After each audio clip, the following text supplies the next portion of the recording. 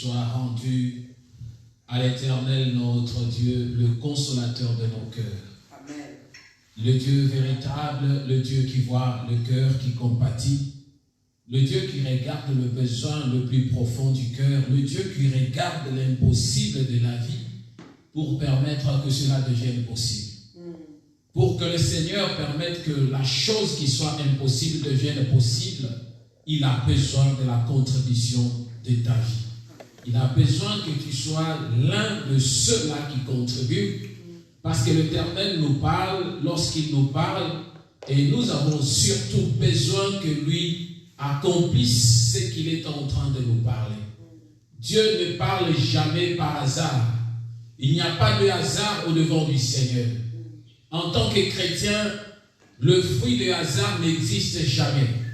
Mais il n'y a que la grâce du Seigneur qui retentit et qui puisse s'accomplir à chaque moment et à l'instant où le seul Maître veut le faire. La grâce, nous la définissons comme étant une faveur.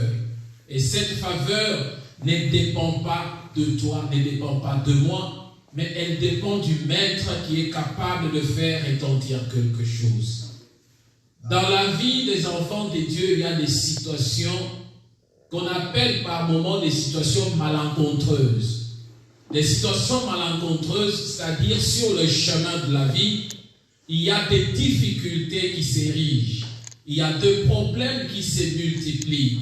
Il y a des situations qui font que le cœur, la vie, la joie de l'enfant de Dieu puisse être à un certain moment devant l'épreuve. Et au-devant de l'épreuve, le Seigneur n'a besoin que de toi pour pouvoir te faire passer au-delà de ce que tu es en train de traverser.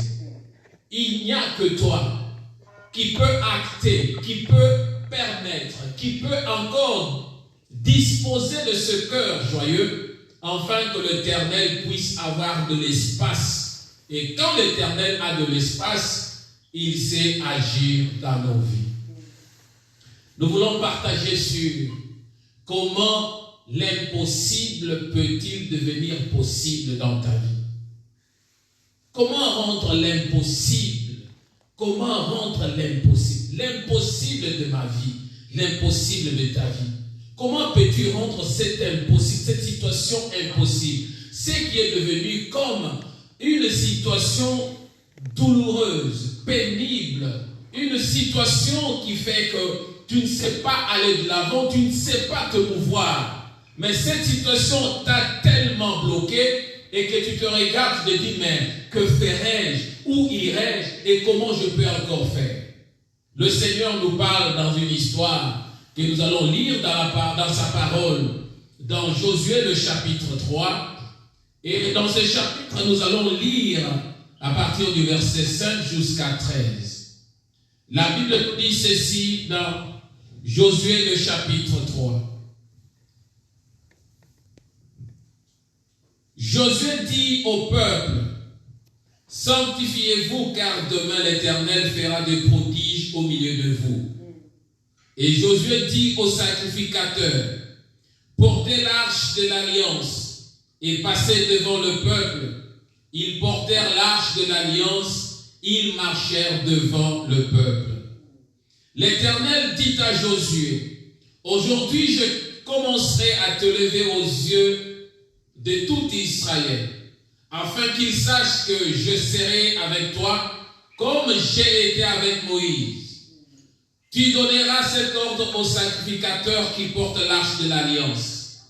Lorsque vous arriverez au bord des eaux du Jourdain, vous vous arrêterez dans le Jourdain. » Josué dit aux enfants d'Israël, « Approchez et écoutez les paroles de l'Éternel votre Dieu. » Josué dit, « À ceci vous reconnaîtrez que le Dieu vivant est au milieu de vous et qu'il chassera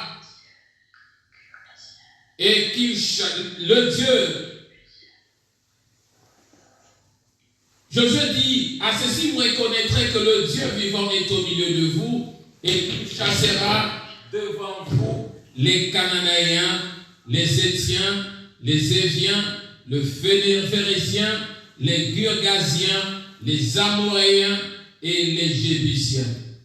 Voici l'arche de l'alliance du Seigneur de toute la terre. Va passer devant vous dans le Jourdain.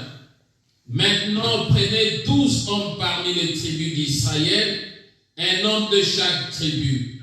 Et dès que les sacrificateurs qui portent l'arche de l'alliance, le Seigneur de toute la terre, poseront la plante des pieds dans les eaux du Jourdain, les eaux du Jourdain seront coupées, les eaux qui descendent d'en haut, et elles s'arrêteront en un monceau.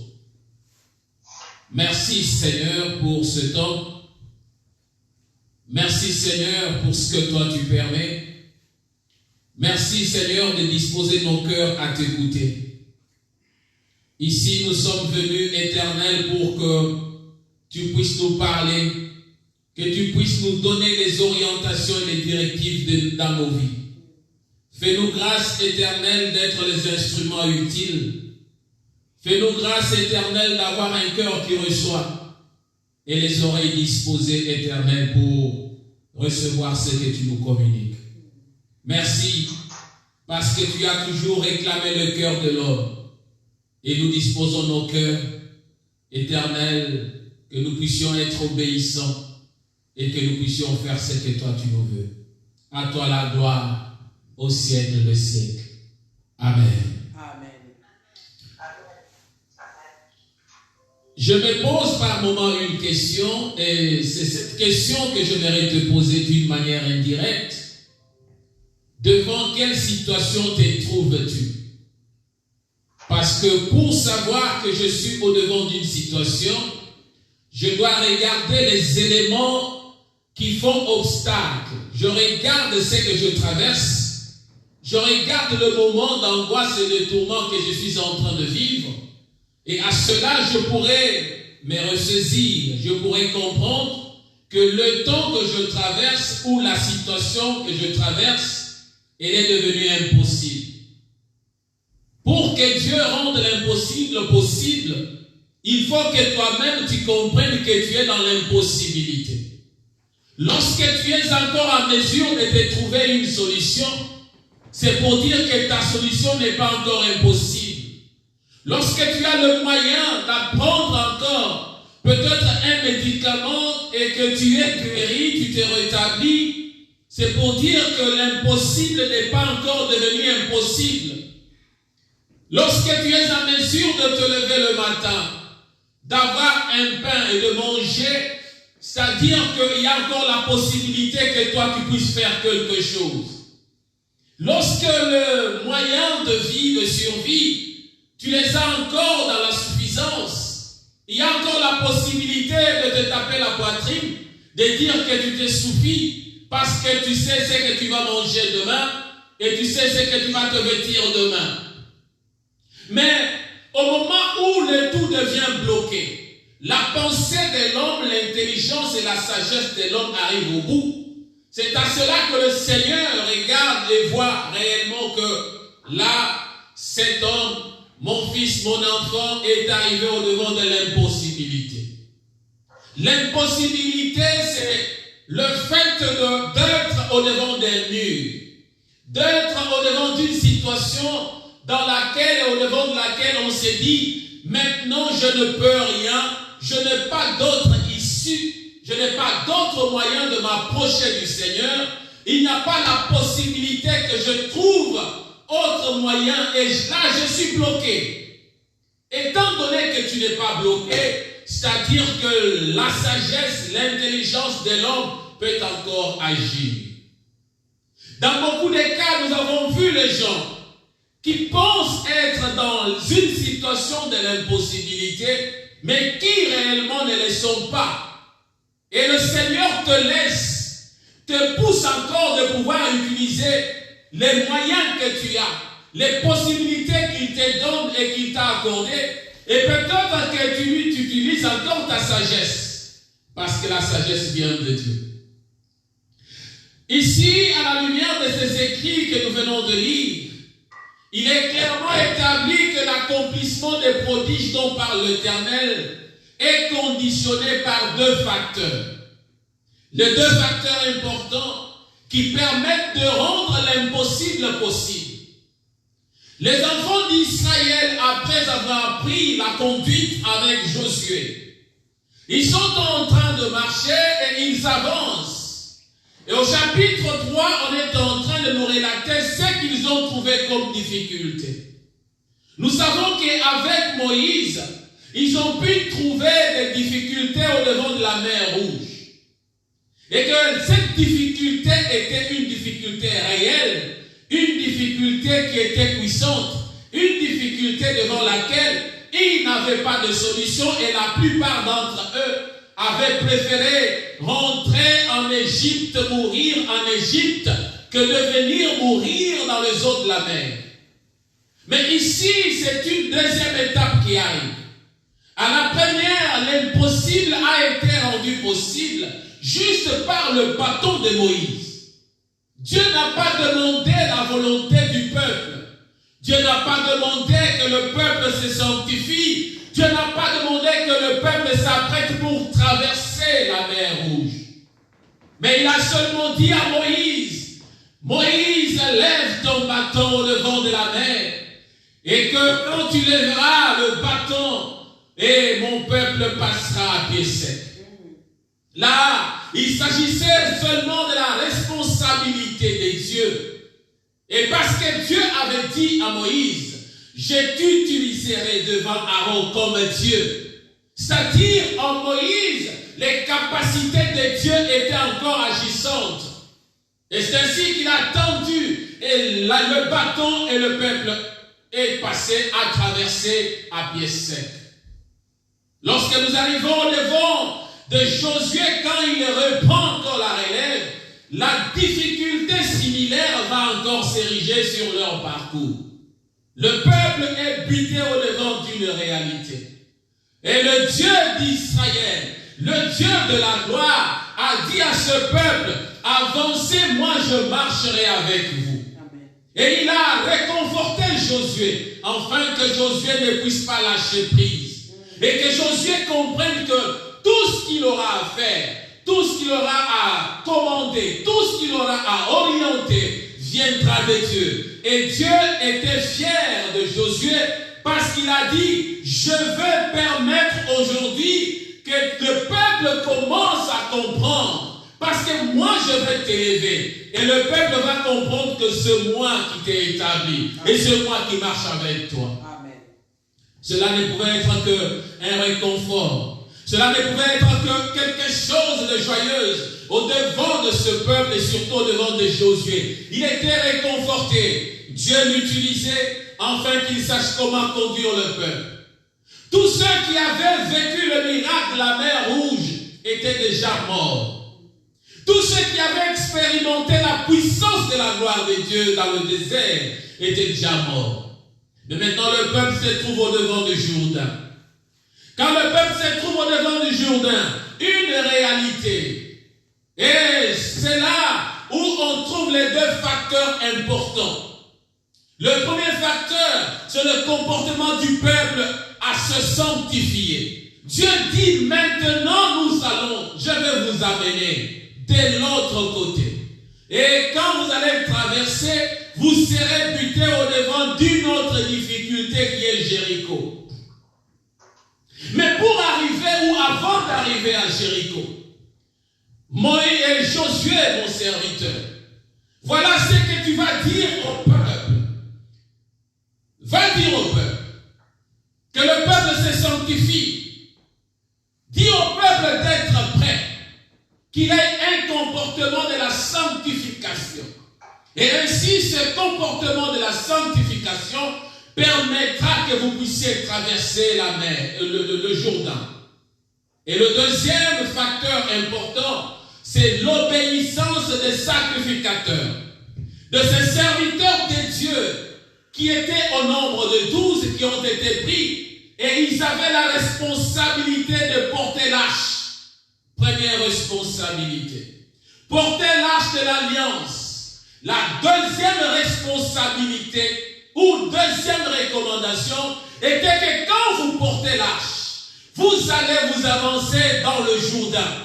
Et lorsque les plantes de vos pieds toucheront les eaux du Jourdain, les eaux se fendront en deux. Et vous allez traverser, mon peuple va traverser.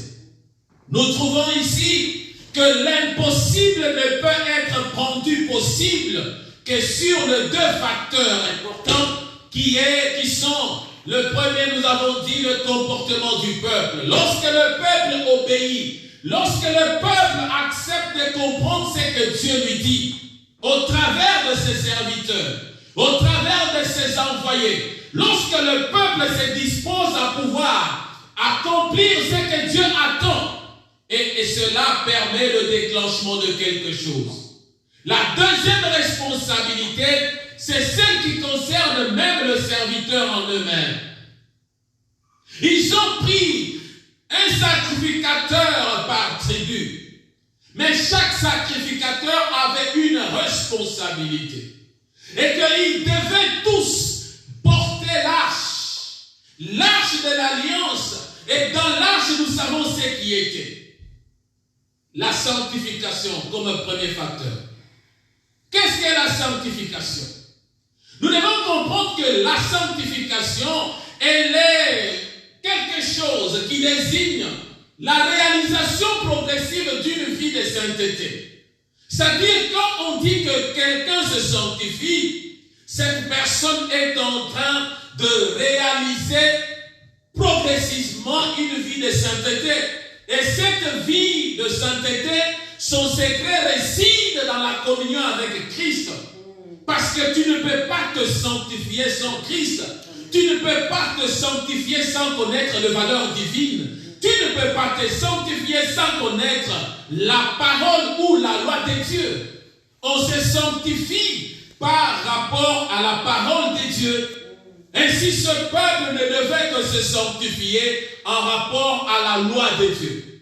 Ainsi, le peuple qui devait se sanctifier, cela veut dire que le peuple était dans la distraction.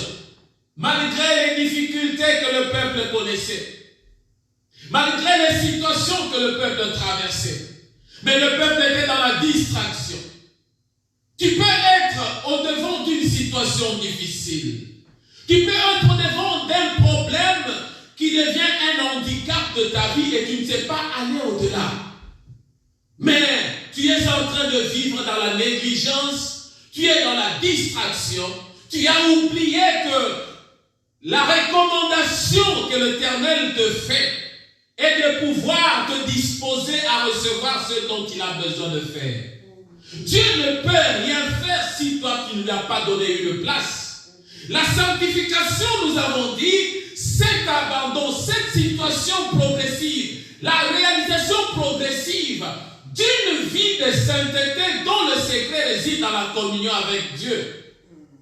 Et dans cette vie de communion avec Dieu, communion de sainteté, communion avec le Christ, il y a une réalité, il faut s'abandonner. Il faut qu'il y ait un abandon de soi au profit de l'action du Saint-Esprit. Si tu ne sais pas t'abandonner toi-même, si tu ne sais pas te laisser toi-même entre les mains du Seigneur, et tu ne sais pas abandonner ta vie, je pense que ta sanctification ne peut pas être utile.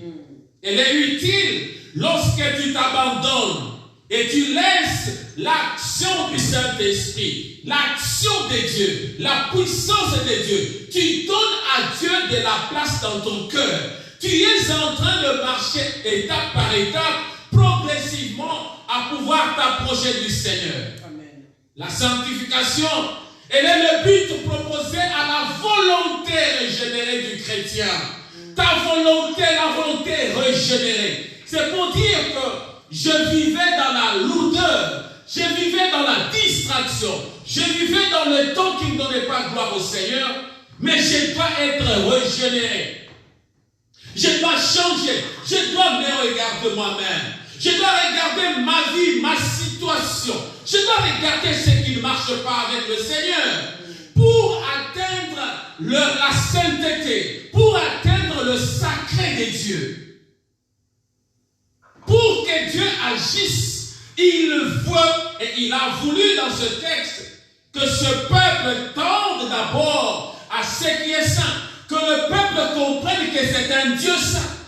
Et lorsque l'homme se découvre et l'homme commence à faire ce pas vers la sainteté, cette marche, cette progression est appelée la sanctification. Amen.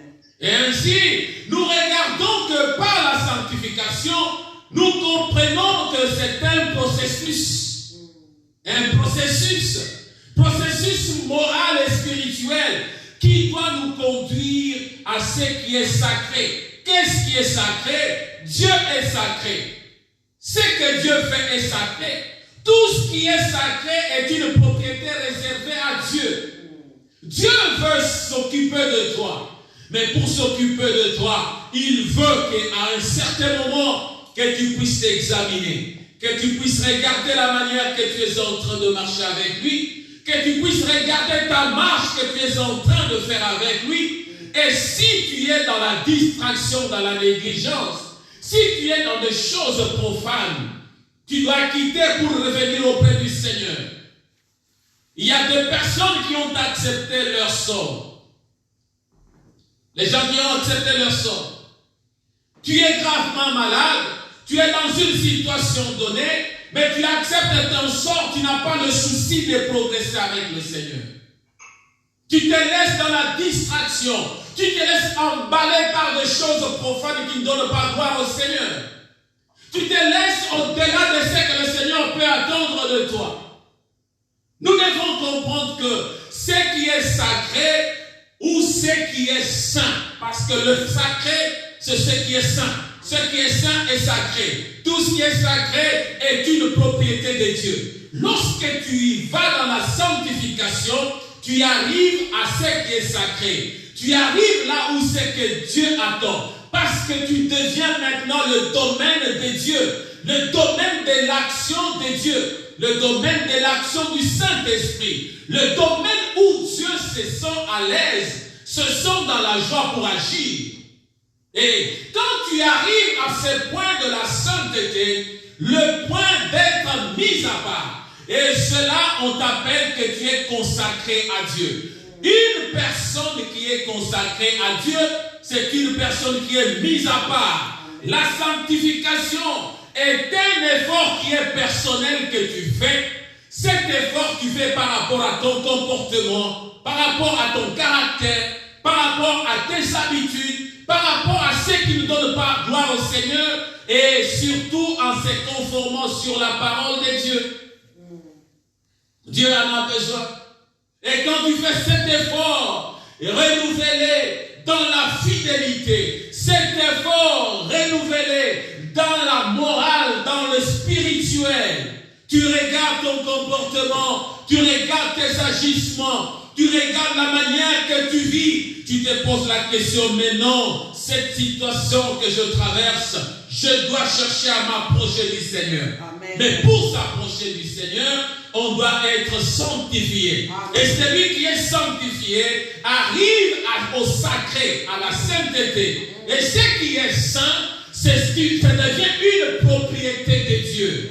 Ainsi, au devant du Jourdain, Dieu dit à Josué, Josué sanctifie ce peuple. Demande à ce peuple de se sanctifier. C'est-à-dire que ce peuple se mette à part pour mon action. Tu dois te mettre à part pour l'action de Dieu. Amen. Tu dois savoir que tu deviens une propriété de Dieu. Lorsque tu deviens une propriété de Dieu, c'est-à-dire Dieu a la possibilité de t'utiliser, a la possibilité de faire ce qu'il veut de toi. Amen. La force dans la sanctification. Parce que la sanctification étant un effort personnel que tu fais, en marchant en rapport avec la parole du Seigneur, en marchant dans le renouvellement de la fidélité, de la confiance, de ce qui est moral et spirituel, et tu t'avances paisiblement avec joie et avec disponibilité au devant du Seigneur, et tu parviens à être un domaine de Dieu où Dieu va exercer sa gloire. Amen. Le peuple commence à se sanctifier. Le peuple se met à se sanctifier. réconcilier. Mais la sanctification ne peut être aussi possible que quand on croit. Parce que si tu ne crois pas en Dieu, si tu ne crois pas que Dieu est capable de faire quelque chose dans ta vie, dans la situation de l'impossible où tu vis, là, tu ne comprends pas ce que tu fais. Il faut que tu comprennes que la force de la foi, c'est vraiment l'obéissance. Lorsque le peuple a obéi, le peuple a écouté Josué, le peuple s'est rendu compte que maintenant, cette situation devient impossible. Nous sommes contraints d'obéir à la parole de Dieu. Nous sommes contraints de passer dans la sanctification.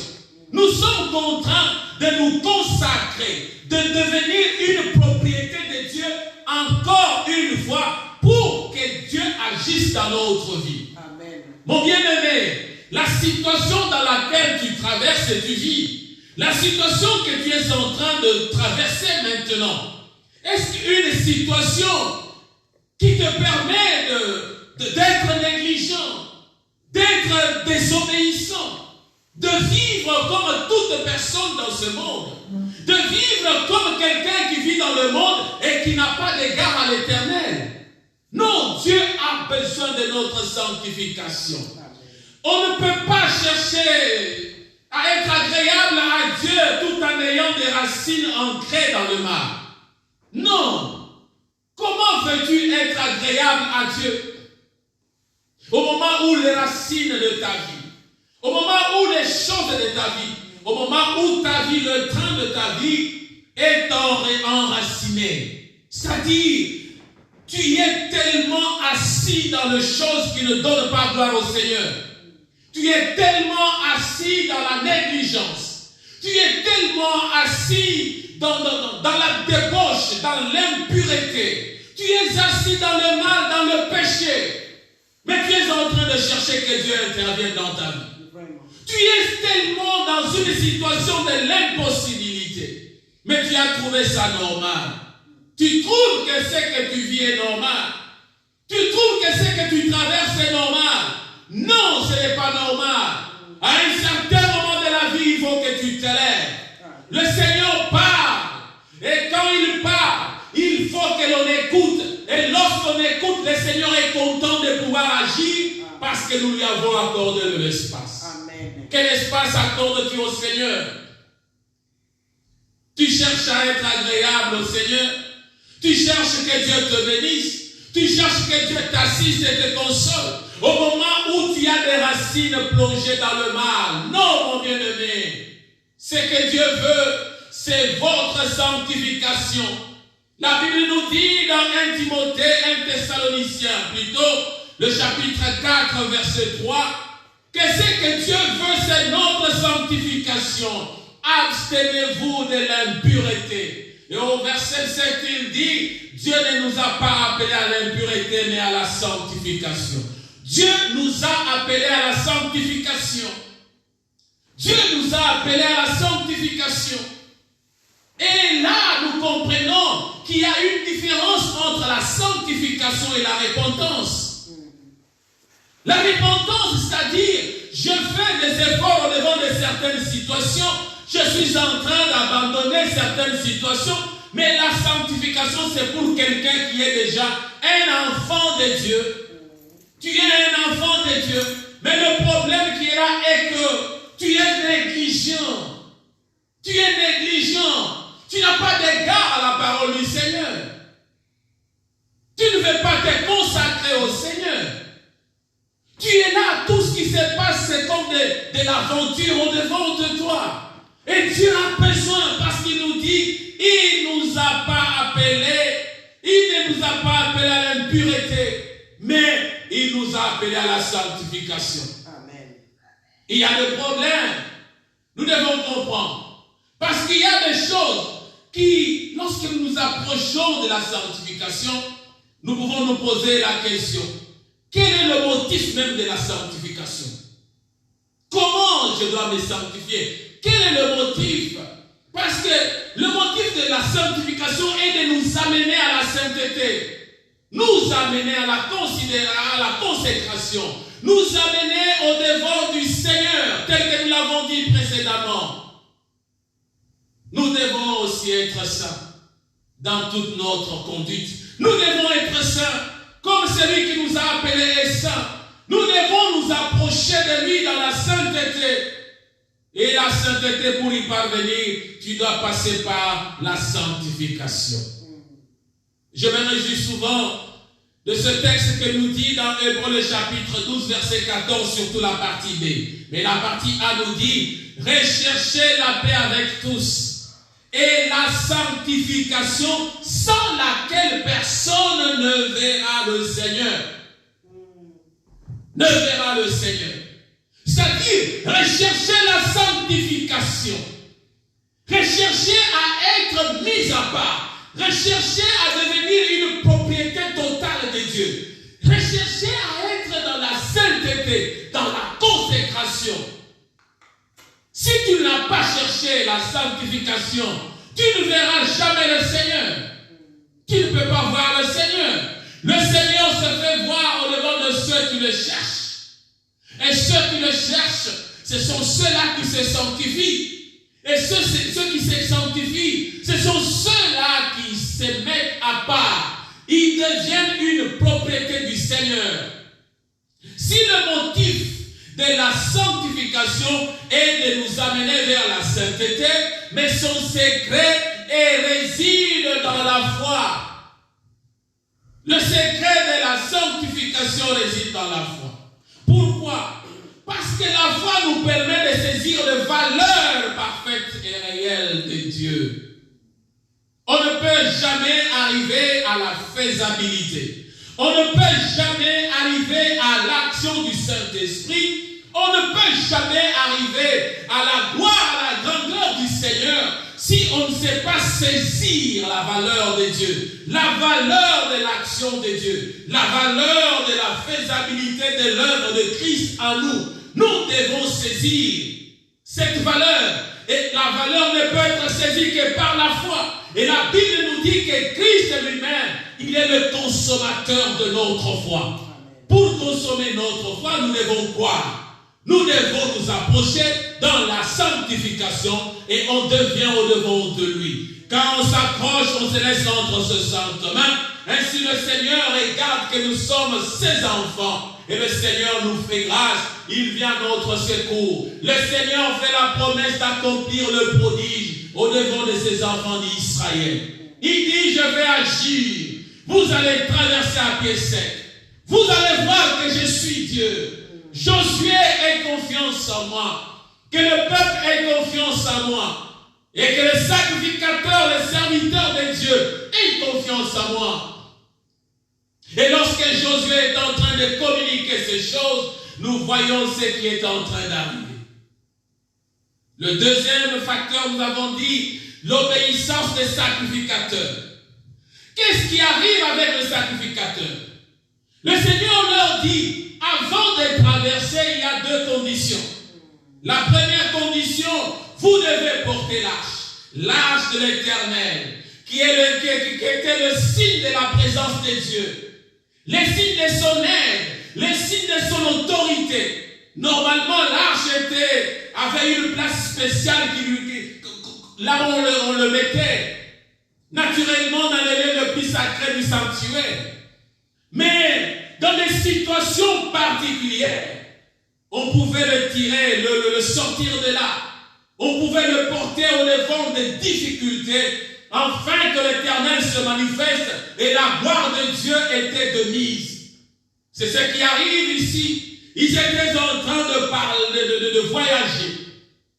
Le pèlerinage, la pérégrination des enfants d'Israël, la marche vers la destinée des enfants d'Israël. Comme toi aussi, tu es en train de marcher vers ta destinée. Tu es en train de marcher vers là où le Seigneur t'attend. Mais lorsqu'ils arrivent à un certain moment, de temps en temps dans la pérégrination, ils avaient le sanctuaire là où ils mettaient l'arche de l'alliance. Et ils le sortaient lorsqu'ils devaient se déplacer. Et lorsqu'ils étaient au-devant des difficultés, de guerre, de grandes batailles, de grandes situations, ils sortaient l'arche pour que l'arche puisse le précéder. Alors, il porte l'arche qui est une aide, une autorité de l'Éternel, une puissance du Dieu vivant, une présence de la gloire du Seigneur. On les sort maintenant pour que l'arche puisse être de l'avant. Et qu'ils portent l'arche. Ils prennent sur leurs épaules. Et lorsqu'ils prennent l'arche sur leurs épaules, parce qu'ils devaient traverser, parce qu'il y avait une réalité dans l'arche, les réalités qui étaient dans l'arche, il y avait le bâton d'Aaron qui avait fleuri, il y avait la manne qu'ils avaient mangée dans le désert, dans la traversée, et il y avait aussi le table de loi. Le bâton de Moïse, qui symbolisait tout simplement l'autorité de Dieu, la puissance incontestable de Dieu. Parce que Dieu s'était manifesté avec ce bâton qui avait fleuri pour se faire appeler cette tribu particulière, pour faire mouvoir la gloire et la grandeur de sa puissance. Et il y avait la manne. Lorsqu'ils avaient faim, ils n'avaient rien à manger. Le mystère de la manne. Une nourriture, un pain qui tombait le matin. Et le soir, on ne pouvait pas le garder jusqu'au le jour suivant. On devait le consommer jusqu'au soir de la journée. Et cette manne était la nourriture. C'est comme une nourriture intérieure que nous mangeons. En tant que chrétiens, nous avons une nourriture intérieure. Nous avons des valeurs intérieures en tant que chrétiens. Nous devons savoir que la manne nous aide à tenir devant les difficultés. Lorsqu'on a faim, on se réfère à la manne. Lorsqu'on a faim, on va manger, on va prendre, se ressourcer dans la manne. Et les deux tables qui symbolisent la parole de Dieu. Donc, au devant des difficultés, il fallait qu'il y ait la puissance ou l'autorité de Dieu. Il fallait qu'il y ait une force intérieure. Cette force intérieure, la force de la nourriture que l'on consomme. Et cette nourriture, c'est la parole de Dieu. Amen. Et cette parole de Dieu que tu avales du jour au jour, lorsque tu te retrouves devant une difficulté, c'est là où tu vas puiser la force. Tu puises la force dans la nourriture intérieure, la parole de Dieu. Et cette parole de Dieu t'oriente. Elle donne l'autorité, elle donne les directives, elle te montre comment tu dois marcher. Quand tu as Dieu, tu es affermi, mon bien-aimé. Lorsque tu as Dieu, lorsque tu as cette nourriture intérieure, lorsque tu as ces valeurs intérieures au-dedans de toi, l'homme intérieur est constamment nourri par sa parole. C'est alors que Dieu saura comment te conduire dans toutes les batailles, dans des guerres, dans des situations difficiles que tu peux traverser pour l'acquisition de la victoire. La victoire en Dieu dépend de la provision que tu as dans ton cœur. Amen. Si tu n'as pas de provision, si tu n'as pas la parole de Dieu, si tu n'as rien au-dedans de toi, il n'y a pas de victoire certaine. Il n'y a pas de victoire. Mon bien-aimé, les eaux du Jourdain ne pouvaient céder qu'à deux conditions. Le peuple soit sanctifié, les sacrificateurs portaient l'arche et le pied des sacrificateurs touchait les eaux. Nous avons dit que les sacrificateurs sont des serviteurs de Dieu. Ces sacrificateurs sont des serviteurs. Leur travail n'est que de travailler dans l'amour, sans critique, sans objection, mais avec joie. Ils ne pouvaient pas, parce qu'il fallait qu'ils soient disposés à tout temps pour servir le Seigneur. Il fallait qu'à tout moment qu'ils puissent se disposer. De quel type de serviteur es-tu? Ou de quel type de serviteur sommes-nous? De ces serviteurs qui mugissent, le serviteur fidèle, le serviteur qui marche sans critique, les serviteurs sans objection, les serviteurs qui travaillent avec joie. Ou bien tu es un serviteur qui travaille avec beaucoup d'amertume, un serviteur qui travaille à contre-temps, un serviteur, une servante qui se regarde et se dit non, Je ne peux pas travailler aujourd'hui parce que Dieu ne m'a pas donné ceci ou cela. Non! Il n'y a pas de critique, il n'y a pas d'objection. Mais il doit y avoir la joie dans le cœur d'un serviteur. Amen. Le serviteur qui porte l'arche, le serviteur qui porte la parole, le serviteur qui porte la puissance, l'autorité de Dieu, l'autorité incontestable. Et ce serviteur n'a pas à mugir. Le serviteur doit être fidèle, c'est-à-dire régulier dans son travail. Il ne travaille pas seulement quand on en a envie. Non, j'ai envie de travailler, c'est alors que je vais travailler. Ou ça me plaît aujourd'hui d'aller prier, d'aller servir, je dois aller servir le Seigneur. Non! Un serviteur ne travaille pas comme ça. Un serviteur doit travailler en harmonie avec la parole du Seigneur, la parole de son maître. Lorsqu'il lui dit maintenant, même lève-toi et pars. Nous avons regardé ce qui est arrivé à Philippe. Il n'y avait pas de choses spectaculaires, mais lorsque la parole de Dieu lui venait, lui dit, lève-toi maintenant, tu dois aller maintenant de telle ou telle autre part. Il s'est levé, il partait, c'est ainsi qu'il est allé rencontrer le Nick éthiopien sur la route en train de méditer la parole. Dieu te conduit selon la mouvance de son esprit, parce qu'il est supposé que tu es serviteur, tu es servante, et tu as la provision de Dieu comme la provision qui était dans la manne. Amen. Quelle est la provision de Dieu que tu as? Pourquoi on t'appelle serviteur? Pourquoi tu es serviteur? Mais le grand problème n'est pas seulement là. Tu ne dois pas travailler avec des doutes dans ton cœur. Tu ne dois pas travailler avec des situations ténébreuses en tant que serviteur. Tu es serviteur, mais tu es dans l'occultisme.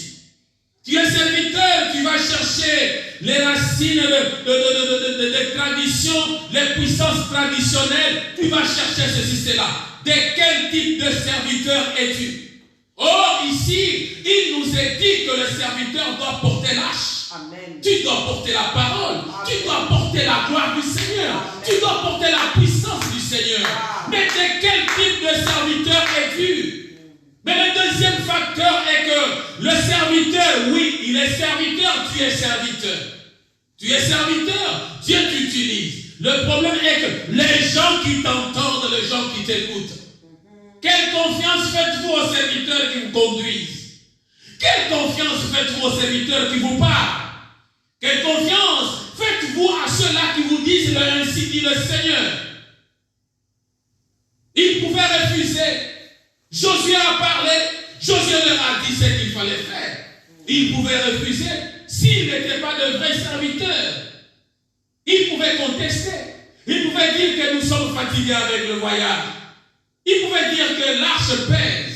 Ils pouvaient dire que l'arche, ce petit coffret-là, mais 12 personnes ne peuvent pas la porter. Il suffit seulement que 4 personnes la portent.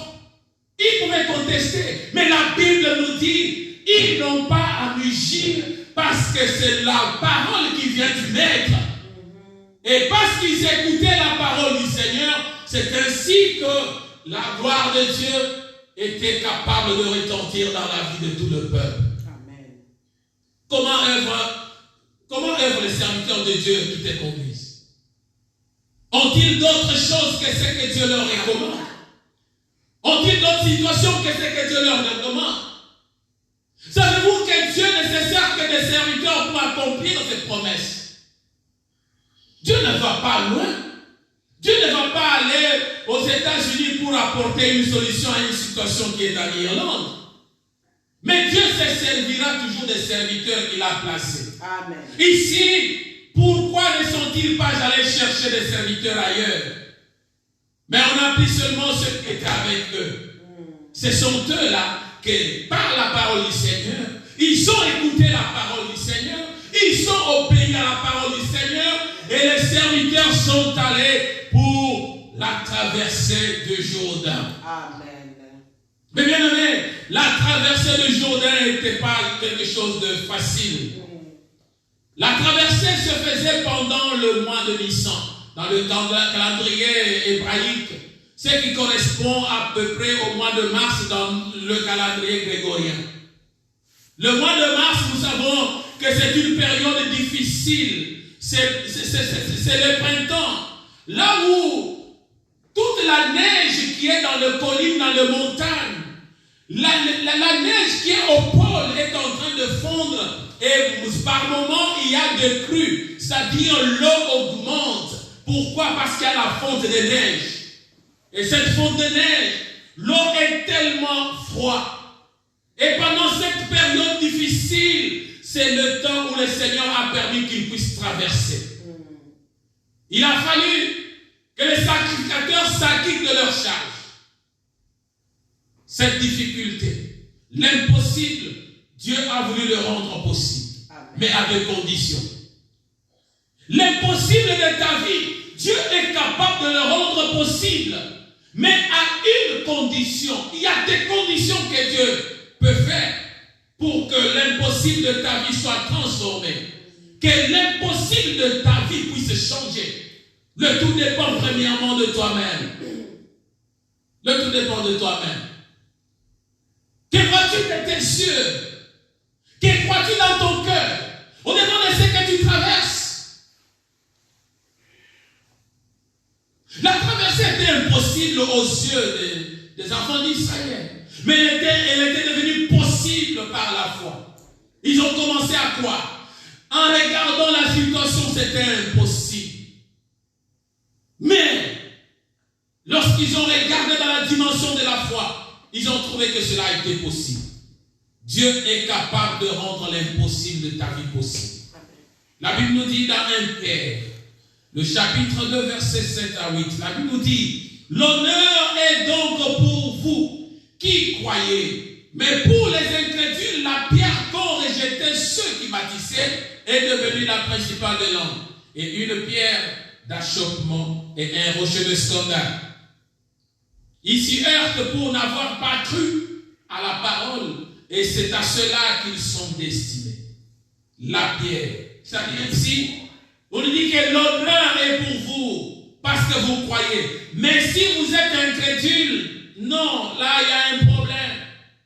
Ça devient comme la pierre qu'ont rejeté ceux qui bâtissaient. Vous avez rejeté la parole, mais est-ce que vous croyez ou vous rejetez? Ceux qui croient, il y a de l'honneur. Tout au long de la traversée, le peuple est resté serein, parce qu'il avait cru. Ils savaient que Dieu était capable. Ils savaient qu'ils étaient en train de vivre la main de Dieu. Ils savaient que Dieu est capable de les amener de l'autre côté. Ils étaient sereins. Ils croyaient. Ils étaient confiants à l'Éternel. Ils continuaient à traverser dans la sanctification. Il n'y avait pas de doute au-dedans d'eux. Il n'y avait pas de mépris. Il n'y avait pas de rejet de la parole du Seigneur. Il n'y avait pas de la manière de détester les serviteurs de Dieu. Mais ils étaient unis. Amen. Et le peuple, et les sacrificateurs, et Josué, tous formaient un bloc dans la foi. Amen. Ainsi le Seigneur a marché avec eux. Ils ont traversé le Jourdain, qui était une situation impossible. Mais le Seigneur leur a accordé la possibilité de pouvoir rendre possible. Amen. Que crois-tu dans ton cœur? Que vois-tu dans ton cœur? Quelle est la chose l'impossible que tu traverses dans ta vie? Comment l'impossible peut-il devenir possible dans ta vie? Mon bien-aimé, le Seigneur sait pourquoi il parle. Il sait pourquoi il donne de responsabilités. Le mercredi, je pense, on était en train de parler du verset de Chroniques, chapitre 20, verset 20. Là où Josaphat, qui s'est présenté au-devant du peuple, était en train de dire, écoutez, Juda et habitants de Juda, confiez-vous à l'Éternel votre Dieu et vous serez affermis. Confiez-vous en ses prophètes et vous réussirez. Lorsqu'il parlait de ça, le Seigneur voulait réellement faire voir la dimension de ce que nous sommes en train de parler ici. Le Jourdain n'était possible que lorsque le peuple devait se confier à Dieu, devait écouter le Seigneur. devait se confier à ses serviteurs et pour la traversée d'une situation impossible. Qu'est-ce qui est impossible au-devant de toi? Qu'est-ce qui est difficile au-devant de toi? Nous avons dit, peut-être là tu n'es pas encore arrivé à l'impossible. Le miracle a continué avec l'arche. Même lorsqu'ils ont traversé, faire le tour de Jéricho, c'était quelque chose de bête. C'était une folie. Le roi de Jéricho était en train de regarder. Il dit, quel est ce peuple-là? Non, mais ce sont les Juifs, non, les Hébreux. Qu'est-ce qu'ils font là? Mais ils sont en train de s'envoler, ils font des tours. Nous ne savons pas ce qu'ils sont en train de chercher. Mais ce qu'ils cherchaient, c'était dans la foi. Il y a des choses qui peuvent paraître comme une folie. Mais Dieu est en train de te parler. Il te dit, sanctifie-toi. Ne reste pas dans la négligence. Ne reste pas dans la distraction. Mais sois attentif à ce qu'il te dit. Mais lorsque tu es attentif, écoute aussi ce que le serviteur te dit. Te dise plutôt. Qu'est-ce qu'ils te disent? Et comment ils te disent cela? Et comprendre la révélation du Seigneur. Ainsi dit le Seigneur. Ce n'est pas comme aujourd'hui où nous voyons que les gens commencent à faire des choses et des amulettes. Donc quelqu'un qui se dit serviteur, mais les racines sont dans le mal. Vous trouvez quelqu'un qui vous dit, pour que le Seigneur te délivre de cette situation, va brouter les herbes, va faire ceci, va faire cela. Nous devons avoir le discernement. Au-devant de ce que le Seigneur nous met, au-devant de ce que le Seigneur place devant nous, au-devant des situations que nous traversons. Il n'est pas dit que parce qu'il y a une situation impossible, que tu puisses arriver à faire ce qui est en dehors de la parole du Seigneur.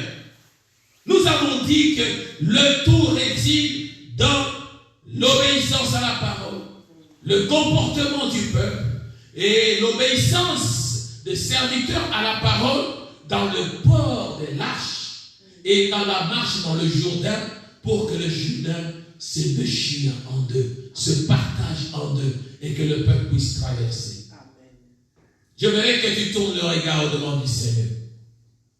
L'impossible de ta vie se situe où? Le Jourdain ne pouvait céder qu'à condition que le peuple soit sanctifié, qu'à condition que le sacrificateur ait porté l'arche sur les épaules, à condition qu'ils aient touché le bord du Jourdain avec le pied dans l'eau. Mais bien-aimé, le Jourdain de ta vie, le blocage, l'impossible de ta vie, ne peut céder qu'à condition que toi-même, tu puisses être disposé. Que tu comprennes ce que le Seigneur veut de ta vie. Tu es un chrétien, tu es une chrétienne. Tu dois comprendre que dans la sanctification, Dieu a besoin de te mettre à part pour son œuvre. Tu as besoin de t'utiliser. Tu as besoin que tu puisses faire déclencher les murs qui bloquent ta vie. Le Jourdain qui empêche la progression de ta vie. Dieu a besoin que la force de la foi puisse être dans l'obéissance. Tu ne peux pas dire que tu as la foi sans obéissance. Tu es le sacré du Seigneur. Nous avons dit, ce qui est sacré devient une propriété de Dieu. Je souhaite que tu sois une propriété de Dieu. Je souhaite que tu comprennes et que tu sois obéissant à la parole de Dieu. Amen. Que tu ne puisses pas mûchir, que tu ne puisses pas être un têtu au-devant de ce que tu attends voir Dieu faire. Dieu a besoin de faire quelque chose. Nous allons tourner le regard au-devant de ces dieux. Là où tu es dans ta maison, là où tu es mon bien-aimé, ma bien-aimée, dans la connexion sur Facebook, sur Zoom, sur Skype, là où tu es connecté sur YouTube, mais nous avons besoin de sentir que nos vies ne peuvent changer qu'à condition que nous soyons obéissants à la parole, que nous puissions adhérer à la sanctification. Au devant de Sinaï, sans la sanctification, le peuple n'allait même pas tourner le regard pour voir le merveille de Dieu. Dieu a demandé même au peuple, parce que c'est un peuple qui a le cœur de doute, le peuple qui a de mépris, de négligence. Dieu a dit qu'il ne monte même pas à la montagne. Pourquoi? Parce que Israël, un peuple de Dieu, ce peuple vivait à un certain moment dans les contestations de la parole de Dieu. Dieu ne veut pas que tu sois comme ça, mais il y a le Jourdain au-devant de toi. Dieu veut que tu puisses traverser le Jourdain.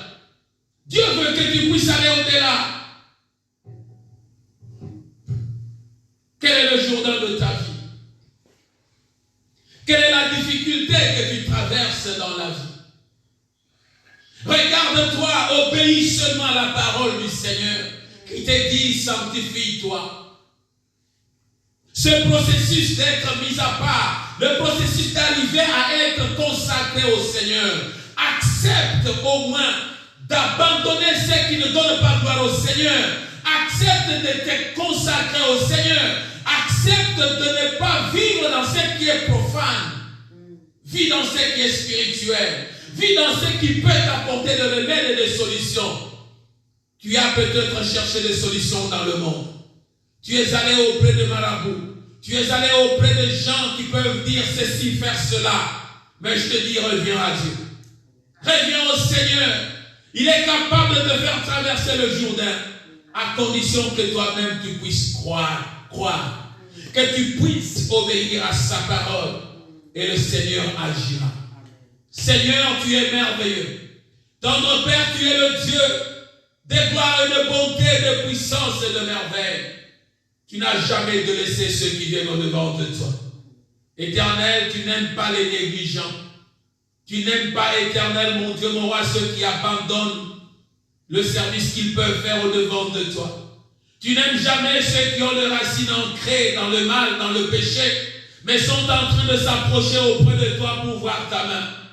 Mais pour ceux-là, Éternel, qui acceptent de se mettre à part pour chercher ta face, pour vivre ta gloire, Seigneur, je demande que le Jourdain de leur vie puisse lâcher. Parce qu'Éternel, je porte cette parole. Éternel, je porte l'arche de l'alliance. Je te porte, Seigneur, dans ma vie, afin que tu puisses, Éternel, faire déclencher quelque chose. Je foule mes pieds, Éternel, dans le Jourdain, afin que la gloire de ton nom retentisse au-devant de la difficulté de mon frère, de ma soeur, au-devant de ceux qui ne marchent pas. Au nom de Jésus, je proclame la victoire. Au nom de Jésus, je proclame la liberté. Au nom de Jésus, je déclenche la délivrance dans ta vie. Au nom de Jésus, je proclame le merveille et la grandeur de Dieu. Au nom de Jésus-Christ, Éternel, toi qui es le véritable, accomplis le miracle tel que tu l'as fait, Éternel, à la traversée de Jourdain. L'impossible est devenu possible. Ô Dieu d'Israël, toi qui es merveilleux, Éternel, viens au secours de cœurs qui te cherchent. Merci, Éternel, de nous avoir disposés, tel que nous l'avons écouté.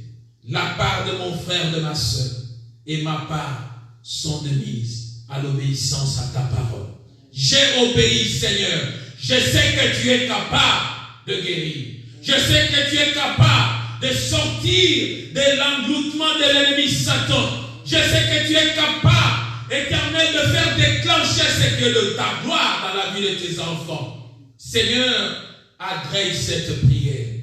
Éternel, pour toute personne qui se dispose à pouvoir se laisser entre tes saintes mains. Cette personne, Éternelle, qui accepte, Éternel, d'être consacrée, mise à part pour ta gloire. Éternel, que ta grandeur et ta puissance pénètrent sa vie. Tu es le Dieu de gloire, le Dieu de puissance, le Dieu merveilleux, merveilleux, merveilleux. Le Seigneur est pour moi, le Dieu puissant, le guerrier, le Dieu vainqueur. Seigneur, que cette victoire puisse être le sujet de partage de chacun de nous. En ton nom précieux et glorieux, je t'ai ainsi imploré, au nom de Jésus-Christ. Et nous disons Amen. Amen. À Dieu soit la gloire pour ce qu'il permet et ce qu'il fait. Nous bénissons ces dieux, mes bien-aimés. Nous l'avons dit il y a quelques temps passés que nous aurons notre temps de prière à la fin du mois. Le Seigneur a besoin de nous dans tout cela. Que nous puissions nous disposer de journées de jeûne et prière. Ces jeûnes et prières, c'est dans l'intercession. Fais-toi intercesseur pour les autres. Et les autres se feront des intercesseurs pour toi. Et le Seigneur saura voir le désir de ton cœur. Amen. Dieu a besoin de toi. Il a besoin de ta foi. Il a besoin de ta disponibilité. Mon bien-aimé, le diable n'a pas de saison pour agir. Il peut tuer au mois de janvier. Il peut tuer au mois de février. Il peut tuer au mois de décembre. Mais nous avons eu comme habitude que c'est seulement au mois de décembre que les grandes choses peuvent arriver. Non, pas seulement au mois de décembre. Mais nous voulons seulement, comme nous le prions tout au long de l'année, nous voulons aussi le prier vers la fin de l'année. Et ce n'est pas un Dieu de fin d'année. Ce n'est pas seulement la fin de l'année qu'il faut reconnaître Dieu.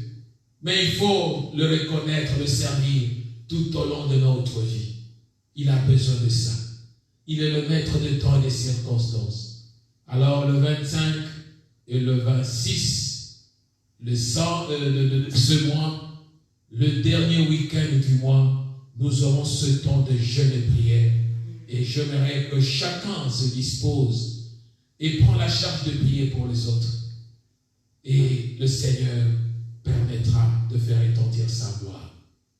Pour ceux qui nous écoutent sur Facebook, mes bien-aimés, que le Seigneur vous bénisse. Ceux qui nous écoutent sur Zoom, à Dieu soit la gloire, sur Skype, sur YouTube, que le Seigneur continue à être la force de votre vie. L'impossible de ta vie, Dieu est capable de le rendre possible. Amen. À condition que tu obéisses pour te sanctifier. Et les sacrificateurs ou les serviteurs de Dieu sont là pour accomplir leur tâche. À Dieu soit la gloire.